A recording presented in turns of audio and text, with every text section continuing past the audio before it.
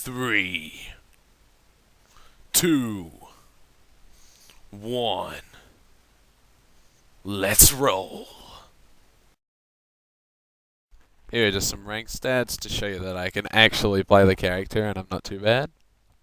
And here's probably my best ranked game this season, 15-3 as Shaco, not too bad. Here are just my masteries I use while playing Shaco, go down the offensive tree and just get good hands. As you can see, I use attack speed and armor pen for my Shaco and I have all the skins. Now the summoner spells I use are exhaust and smite, because I jungle with Shaco no matter what, unless I'm playing AP. And you don't really need flash. My build is as follows. I do cloth armor and 5 health pots, then I build into wriggles, then avarice blade, then mobility, infinity edge, phantom dancer, frozen mallet, black cleaver after I sell the avarice blade, and then I replace wriggles with either bloodthirster if I'm doing really well, or stocks if I'm not. This is a favourite tactic of mine, leaving boxes in the bush behind, for let's say a later use. Make sure when you're ganking to have red buff, and you can come from all kinds of weird angles as long as you have some coordination with your team.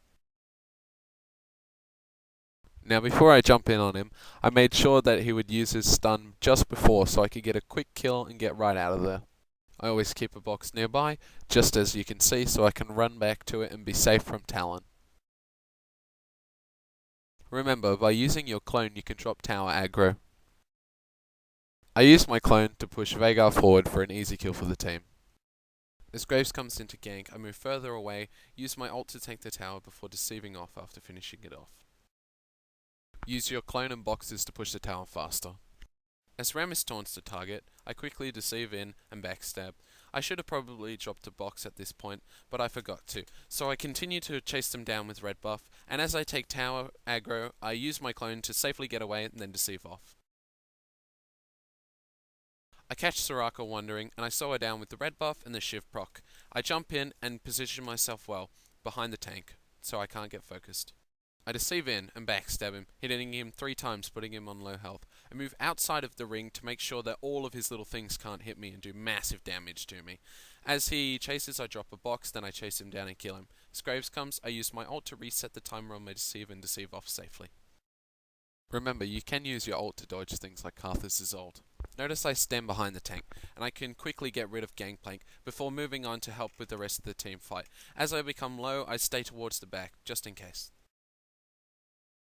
I see Mundo pushing bot lane, so I jump over and start to attack him. As he's running away, I dodge all the cleavers and slow him down as much as possible so that Vayne can get there, so we can secure the kill and move on. With my build, you can see how much damage that I pump out on even a tanky target like Mundo. As Katarina just killed our Tristana, I jump in for a bit of revenge. I backstab her and slow her down with red buff. As she gets me low, I could have ulted, but I didn't need to. Frozen Mallet is very important in the build. It gives you some sort of survivability, so you can stick in a team fight, and also it gives you that very important slow. A great idea is to let someone else be focused so you can use your passive effectively, and do that 20% extra damage. It really does make a difference. Remember, your job is to kill the most dangerous one. As Gangplank was doing really well this game against our team, I decided to kill him quickly. Now, doing well as Shaco on Dominion isn't very hard. To stack a bit of AP, get some cooldown reduction, and drop those boxes and throw those shivs. As Shaco, you can be very evasive, so that can help you in certain situations. Keep your ult for when you're in trouble, and always have a box nearby. For summoners, I take Ignite and Ghost. Ghost for the map control and the ability to move fast around the map, and Ignite just so when you can't quite finish them off yourself. To get better at Shaco, try all of the different builds. A few handy tips for early game ganking include, as you deceive behind, drop the box as far away as you can closest to their tower, so when they run back, they'll get feared. Doing well during the ganking phase will determine how well you do late game.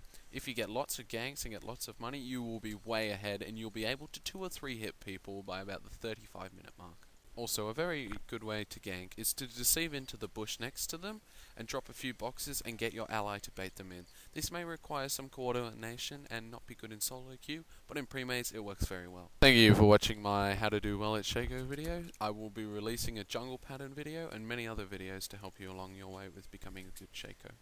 Thank you, subscribe, rate and comment.